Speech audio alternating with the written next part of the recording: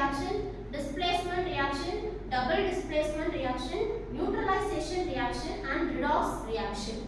Okay, we are going to see about this topic individually. So first one is combination reaction. So these are the reactions in which two or more chemical substances combine to form a single product. Okay, so two or more chemical substances combines to form a single product. So here the general equation A plus B gives AB. Okay, so the examples are addition of water molecule to quicklime. Quicklime is nothing but calcium oxide. Okay, when you are adding water to calcium oxide, you got calcium hydroxide. You can also say this reaction will be exothermic.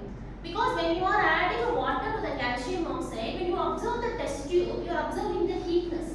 So this shows that the reaction will be exothermic. And next one is burning of coal. Here also calcium oxide and water combines to form a new product, calcium hydroxide. Okay, and then burning of coal. Coal is nothing but carbon. When you burn in the coal, carbon plus oxygen, it gives carbon dioxide gas. When you are burning the wood, what happens? Black color gas will evolve, right? That black color gas will be carbon dioxide. Okay, so next is formation of water. So formation of water is hydrogen oxygen. When you are compressing the gases, at high pressure, you got the water because the intermolecular force of attraction. What happens in gases? What about the intermolecular force of attraction? Very high. Intermolecular force of attraction in gases is very low.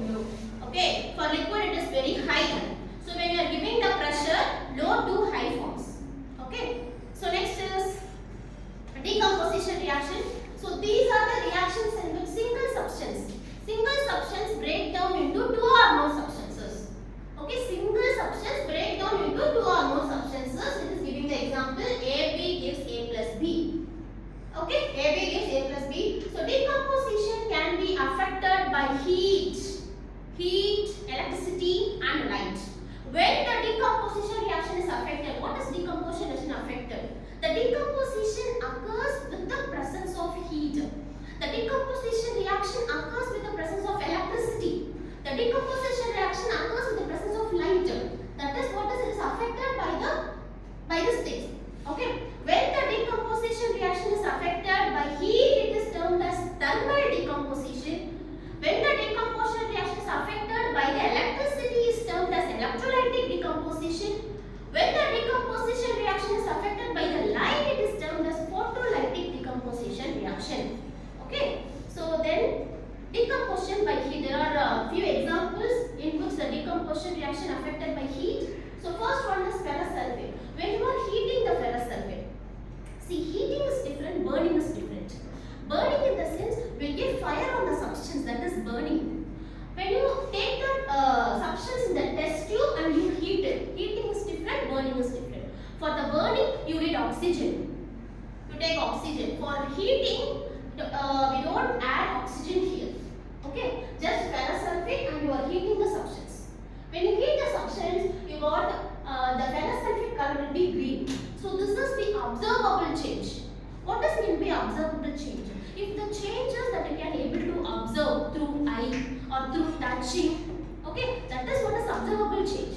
Okay, so the change from green to red occurs. When you heat the ferrous sulfate salt, the ferrous sulfate salt changes from green color to red color. That is an observable change. What is the red color? It is ferric oxide. Okay, it is ferric oxide, and also a gas will get liberated and the gas will smell like sulfur. So what are the gas will smells like sulfur or sulfur dioxide and sulfur trioxide? Okay, so this type of gases will evolve. Okay, these are all the observable changes when you are burning ferrous sulfate. Then when you are burning lead nitrate, the color of lead nitrate will be white in color. Okay, the color of lead nitrate will be white in color. When you heat the lead nitrate, the white in color changes into yellow in color. Lead oxide is yellow in color and also it leads the liberation of brown color fumes. So the two observations are there. The two visible observations are there. That is white to yellow and also yellow color flame will get evolves.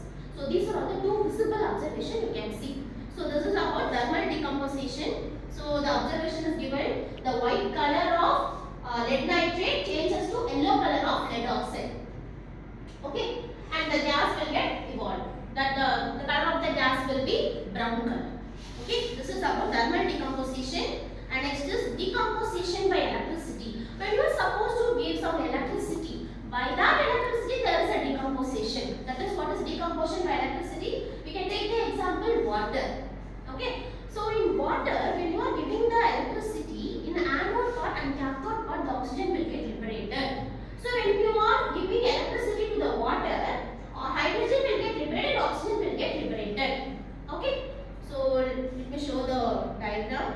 So here it is electrolysis diagram. Here water is taken and here two test tubes are there to predict the oxygen and hydrogen gas. Here you can see the volume of hydrogen and oxygen. Here the volume of hydrogen will be more because we know the formula of water is H2O, right? H2O.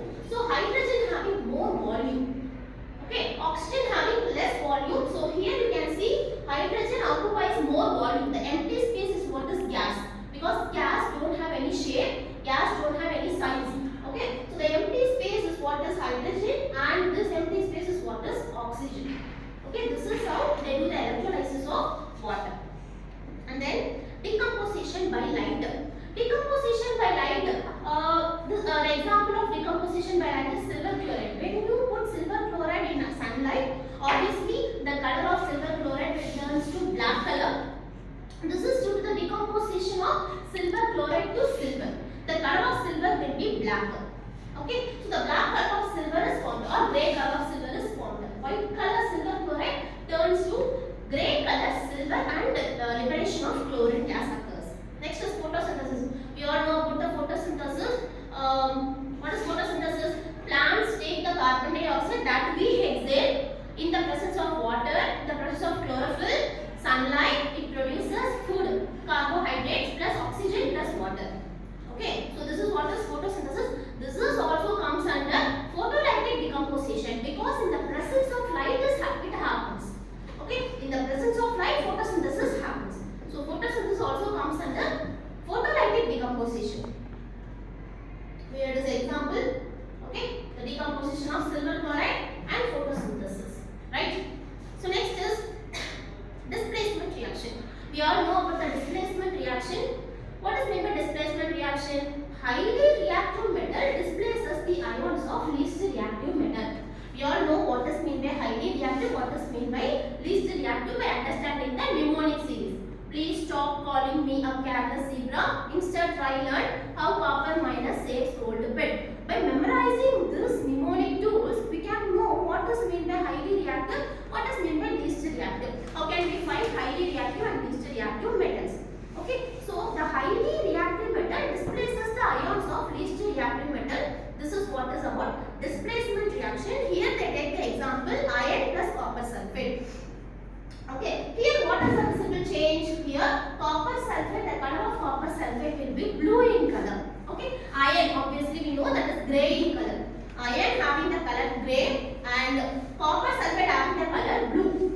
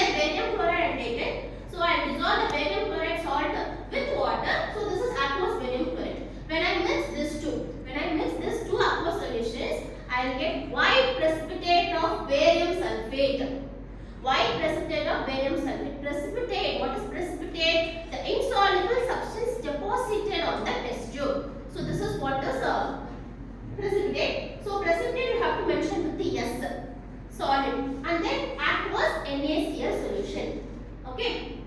And then precipitate is insoluble substance formed. Barium sulfate having the color white. So this is one type of double displacement reaction. Second one is lead nitrate with potassium iodide. Lead nitrate is taken as aqueous solution, that is lead nitrate salt is dissolved in water, that is lead nitrate aqueous solution, plus potassium iodide salt which dissolves in water, that is potassium iodide aqueous solution. When you are mixing these two, you got a yellow color precipitate. You got a yellow color precipitate, that is what is lead iodide. Okay, lead iodide is what is yellow color precipitate, and potassium nitrate will be the aqueous solution. Right, here they are mixing barium chloride and sodium sulfate. Okay, when you are mixing these two, you got a white precipitate. After some time, it get deposited on the bottom of the test tube, bottom of the beaker. Right. Okay, we'll see the topics on the next class. Thank you.